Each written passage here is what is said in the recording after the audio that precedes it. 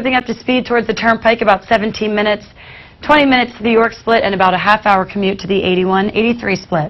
This Lancaster Toyota traffic report brought to you by Lancaster Toyota. Coverage you can count on continues. This is WGAL News 8 Today. Watch your step and take it slow. We're looking at road conditions now after the snowstorm. And breaking overnight news, crews are called to the scene of a house fire in Middletown, Dauphin County. And Governor Tom Wolf picks up where he left off in his first term, pushing for the minimum wage to be raised here in Pennsylvania. Good morning, everyone. It's Wednesday, January 30th. I'm Brian Roach. And I'm Lori Burkholder. Good to have Brian with you on the morning newscast. Nice Glad to be awake and upright. It's cold out there, I know.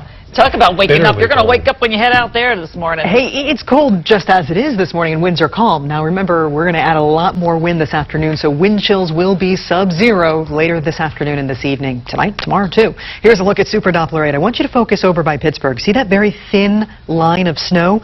The National Weather Service is issuing snow squall warnings for that line. So what that means is it's a brief, intense band of heavy snow that could temporarily reduce your visibility on the roads, also cause some brief gusty winds and blow the snow around. Now, I will time it out for you hour by hour as it comes through our neck of the woods later this morning into the afternoon. The timing on that should be 10 o'clock northwest, about 11 to 12-ish around Harrisburg, and then 12 to 1 in Lancaster and parts southeast. But right now, look at those numbers. Those are the actual air temperatures. It's cold out there. Wind chill warning goes into effect at 5 p.m. today and continues through noon tomorrow. So as temperatures drop this evening, as winds pick up, our wind chills will be sub-zero. It's not going to get any better throughout the day. No, next 24 hours are going to be pretty brutal. Now be careful of that snow squall. Yeah. Yes, All right, around lunchtime. Okay, thanks for that. Well, let's get to our storm team coverage. Continues now with News 8's Matt Barcaro. He's out in the cold. He's live for us this morning in Middletown, Dauphin County with the latest on road conditions there. Good morning, guys. Yes, so the word of caution to pass on this morning is don't assume that everything, even though it's plowed and looks totally clear, that it is.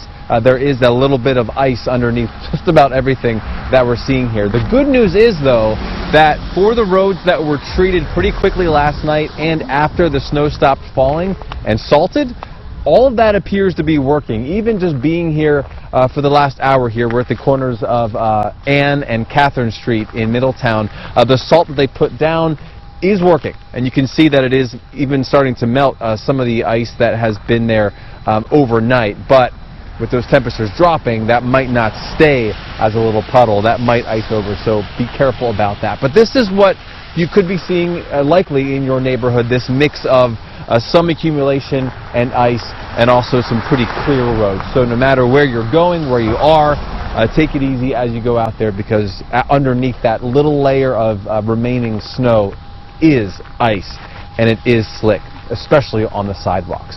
We're live in Middletown this morning. I'm Matt Barcaro, WGAL News 8. Traffic anchor Corinne Lillis now continues our storm team coverage. Yeah, good morning. As we take a wider look right now at the Susquehanna Valley, I just want to show you some of the majors, 4 different county maps here. In Lancaster County, we're starting to see a little bit of a slowdown, 30 at 222, but depending on where you're headed, it might be icy, it might just be wet. Some roads are still snow covered, so overall, give yourself a couple extra minutes out the door. We're going to take a live picture outside right now, Duke Street in Ephrata, and as you take a look, you can see the roads there are snow covered. So really, it does vary where you're headed this morning. Overall, again, make sure you're taking it a little slower than normal out the door. 83 this morning as we take a look at the interstates and the majors. Moving okay right now from York, from Harrisburg, and even all the way down to Baltimore. Back to you. All right, Corinne, thank you. And Patient First in Colonial Park says there are some steps that you can take to keep yourself safe and also healthy during these cold temperatures.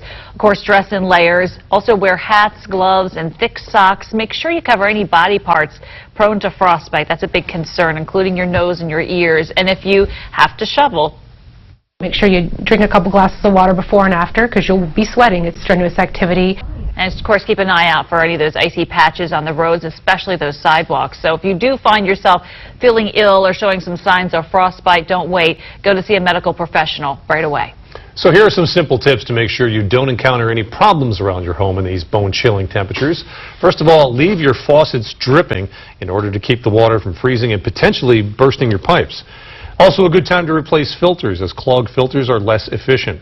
Don't forget to reverse your ceiling fans. That's right, blades should be set to turn clockwise to force the warm air downward, giving your thermostat a break. Seal any cracks